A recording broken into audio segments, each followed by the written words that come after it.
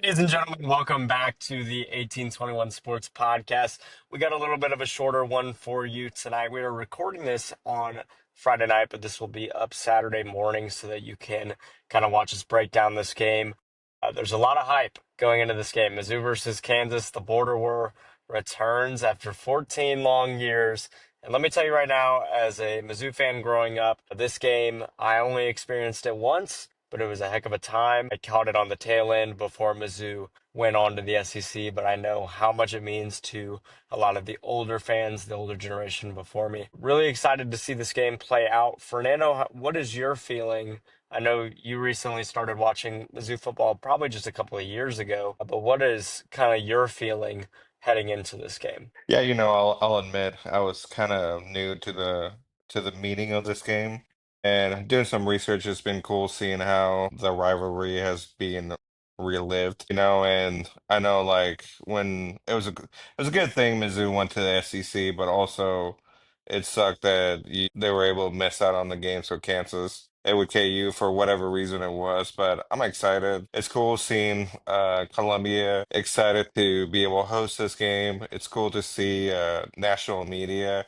giving Mizzou's and KU some attention. So I know my Twitter's been blowing up with funny stuff about like MU hates KU or the other way around and all that those things. Yeah. Yeah, it's been really cool today. Obviously, I was unable to attend, but Paul Feinbaum was here today. Just got a lot of good interviews with just people like Laird Veach. He got to talk to Eli Drinkwitz, got to talk to some of the Mizzou beat reporters as well, which was really cool.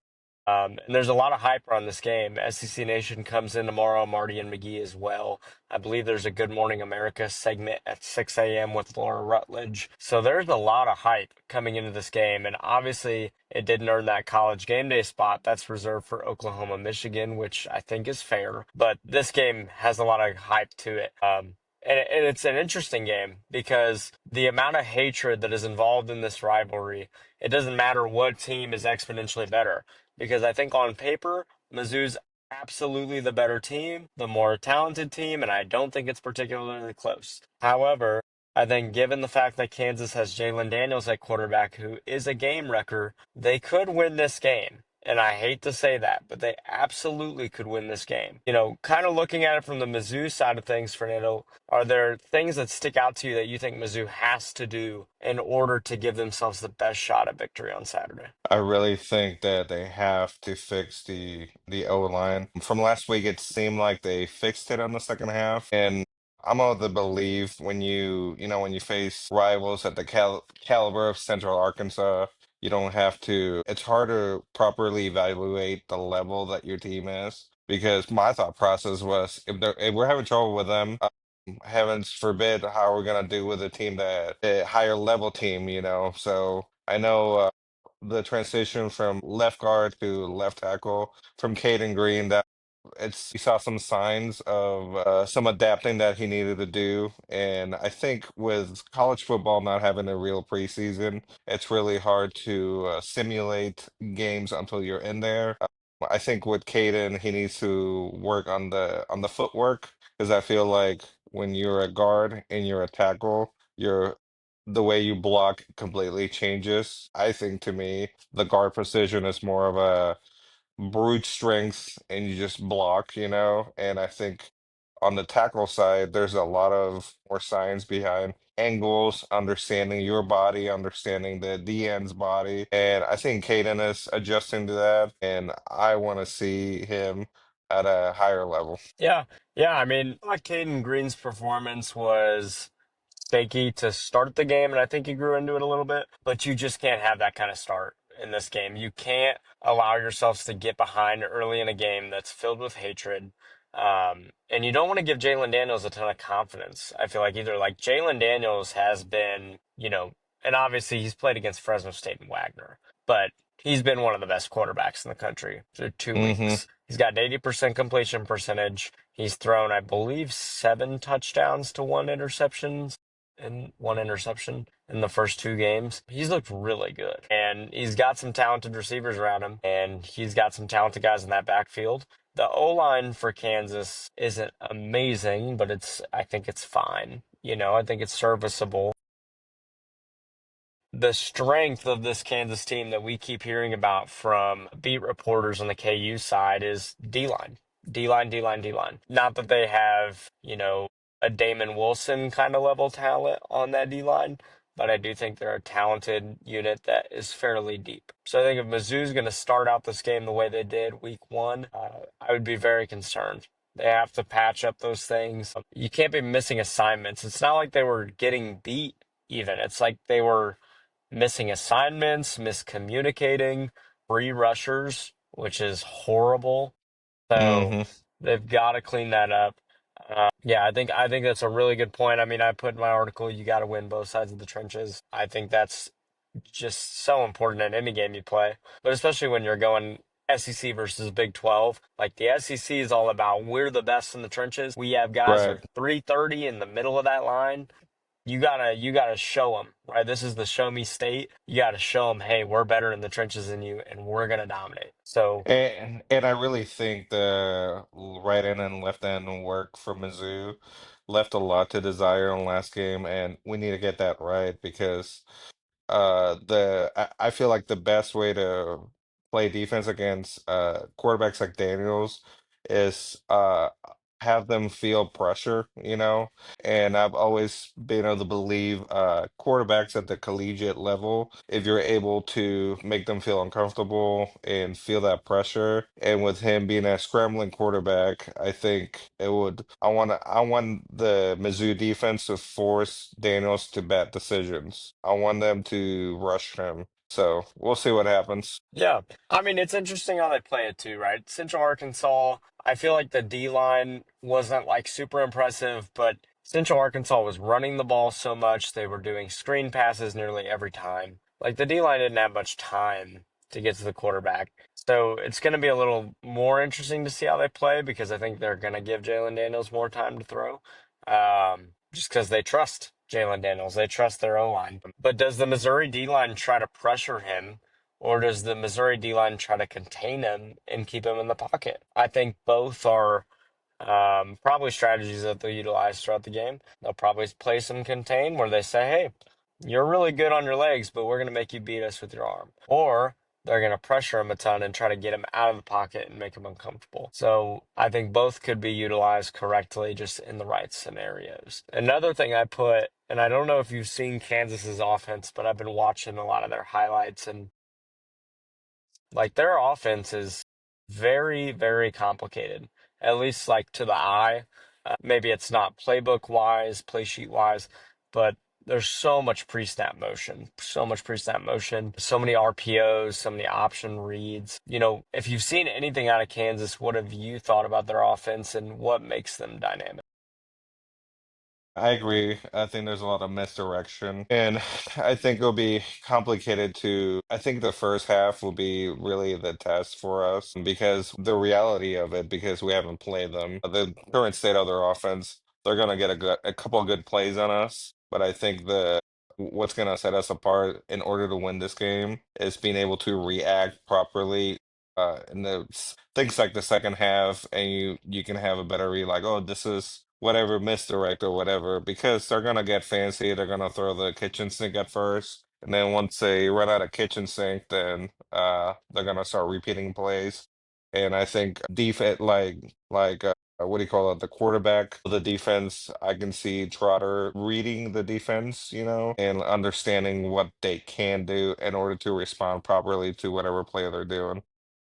Yeah.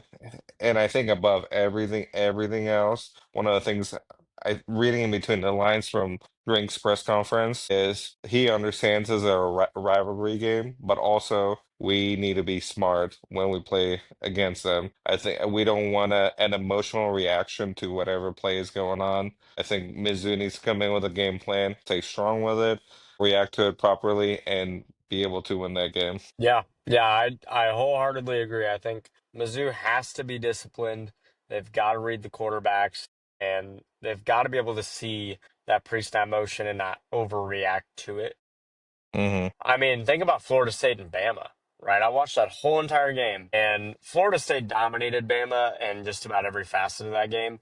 But I think the one thing that helped them a ton was Gus Malzahn's play calling, which is literally eye candy.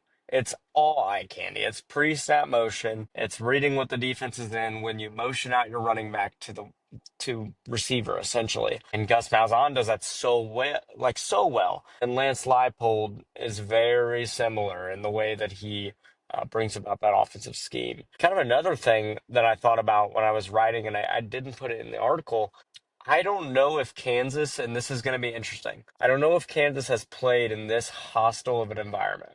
And what I mean by that, I'm not saying loud, right? I think Faurot Field gets loud, but I'm not going to be the homer that says it's the loudest stadium in the country. It's Right. definitely not.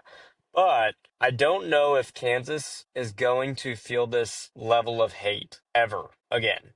Like, I Hmm. don't, right? Because they play K-State every year, and it is a rivalry game. But we all know who the true rival is for both sides, right? Mizzou's Hmm. rival is not Arkansas, and Kansas's true rival is not Kansas State. They are rivals. Kansas and Missouri, right? The border war. It's a rivalry that started long before football, right? In the Right. Civil War. All right. Yeah. So I'm excited to see it because this game hasn't been played on a college campus since '06, right? They transitioned to Arrowhead until 2011, and then the game got dropped. But I'm really interested to see what the atmosphere is going to be like tomorrow. And And yeah, aside from the game, I really enjoy the cultural part of it where there's a sense of pride, like, hey, I'm from Missouri, I'm from Kansas, and you don't see that often, and it's cool that this has been a great outlet for people to take pride of, like, oh, I'm from Mizzou, or I'm from KU, or whatever the case is, and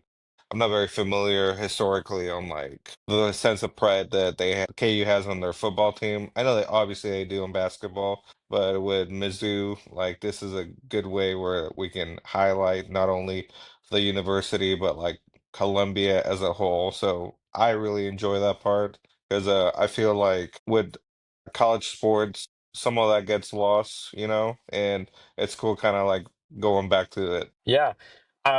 I mean, it was really cool. Like Roman Harper is one of my favorite media personalities. I think he's a really good dude. Hopefully, we'll get to meet him tomorrow, say hi. But he was on SEC Network today getting interviewed a little bit, and he was like, I mean, pretty much, and I quote, said, "Wow, like these two teams really hate each other." Like I didn't know this. And it's funny because Mizzou KU, I mean, obviously it hasn't been played in a while, so people kind of forgot about how great this rivalry is. But it gets swept under the rug a ton because of Alabama, Auburn, Michigan, Ohio State, Duke, UNC, right? Not Hmm. necessarily a football rivalry there, but a huge basketball rivalry.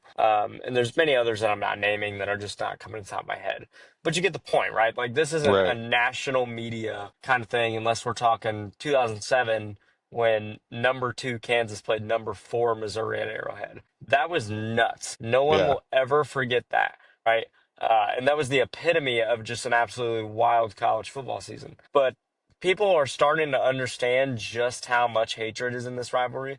And I think that's going to add to it because I think both teams are going to play smart in their own ways. But I think you're going to see the chippiness in this game. And that's what makes college athletics so, so special. It's the difference between that and professional sports. Right. Because I've always felt like professional sports is I'm running a business, I'm making money here. And obviously that has recently changed with college sports, but there is also this sense of pride for like the university and stuff like that. But I think I'm also excited about seeing Prebula perform in tomorrow's game. I remember you and I were talking and I was excited to see Pribulis' decision making, his ability. We've always known his ability to throw the ball, to run the ball, to do all those things. But when things get tough, he knows how to he I feel like he makes the right decision. And as much as I love Brady Cook, as much as I love, the son of Missouri, I forgot what his nickname was called. I think the one missing gene Brady Cook had was his ability to make the right decision when the game was at the hardest point, and I felt like watching Pribula play last weekend. I think he has that gene. Playing KU, I think we're gonna see some of that. Yeah. Yeah, I mean that's another. I mean, obviously quarterback play is always going to be a talking point, but that's like the big thing too. Is like Bo Prabula, given the opponent. I mean, obviously not a great opponent, but he did look really, really good. But the question is, can he do it again? Can he do it versus a Right. Power Four opponent? Can he do it against your most hated rival when there's a lot on the line? Because here's the thing, both teams are unranked, but if Mizzou loses this game, that is a stain on the season. And that is not the way you want to start this 6 game home stretch that you have. If Kansas loses this game, I don't know if that necessarily does as much harm to them as it would to Missouri.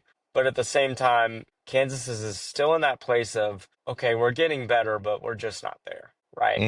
Hmm. We haven't beaten an SEC opponent yet. We're just not there. We're going to get into score predictions here in a second. Before we get into that, just wanted to announce we will be at SEC Nation tomorrow. I will try to be at Marty and McGee as well in the morning. I'm going to be interviewing fans just throughout those shows just to like get their ideas on the border war and kind of how they feel about it returning, what their favorite memories were, just trying to get more fan input. And hopefully that'll build some of the excitement for the game and just give fans more perspective on how important this rivalry is. But just wanted to say that. Be looking out for the content on our Twitter page, 1821 Most Sports, as well as our website. But Fernando, I mean, my math is really horrible. I believe it's about 15 hours till kickoff. So, kind of what are you feeling like score prediction wise? Do you think Missouri edges this out? Score prediction. I predict a high scoring game. I think it's gonna be whoever gets the ball last, and I'm thinking be 7-31 Mizzou. I like that. That's a good prediction. I like that. I could see it being high scoring, but my question with KU is their depth. And I kind of feel like this is a game where KU plays with Missouri for about 3.5 quarters, maybe three, and then it kind of gets away. I'm taking Mizzou, and I think I put this in my article as well. I think I'm gonna go 31-20. Like I feel like anything above 14 is a little much. I think Mizzou I don't think this game is comfortable for the most part until about 5 minutes left. I think Kansas will get worn down by the depth that Missouri has and the size. Mm, But I do think Jalen Daniels is going to have a really good game. I have this feeling that's not based in any fact. I just think Jalen Daniels is really good. Statistically, it shows that. And there's so many things he could do that could make this game interesting. So I do overall think though that Mizzou's linebacking core and their front seven in general will give a lot of problems to that KUO line. I don't think they're just gonna rush four. I think they're gonna blitz quite a bit. I think my prediction is KU is gonna start hot, maybe build a little bit of a lead, and then Mizzou is gonna react, and they're gonna kind of like slow the game down, and then create a turnover here and there. Because I can see Daniels trying to like push the rhythm of the game and try to go quick and try to like blow up that score, and then you're gonna see a pick here and there, and then Mizzou's gonna recover, get a 37-31 game. I like that. Yep. 37-31 on Fernando's side. I'll go 31-20, and we'll see who's right. Gets bragging rights, I guess. I was pretty close in that Central Arkansas game from what I You remember, did. but I got Yeah. pretty close, but I mean, I didn't expect us to score 60. I can tell you that now. Um, we'll see. I mean, for some reason, I could see this even being a defensive game. I do think Missouri's defense is going to be really good this year, so we'll see. I mean, Kansas's offense is obviously pretty explosive, so it's kind of hard to tell.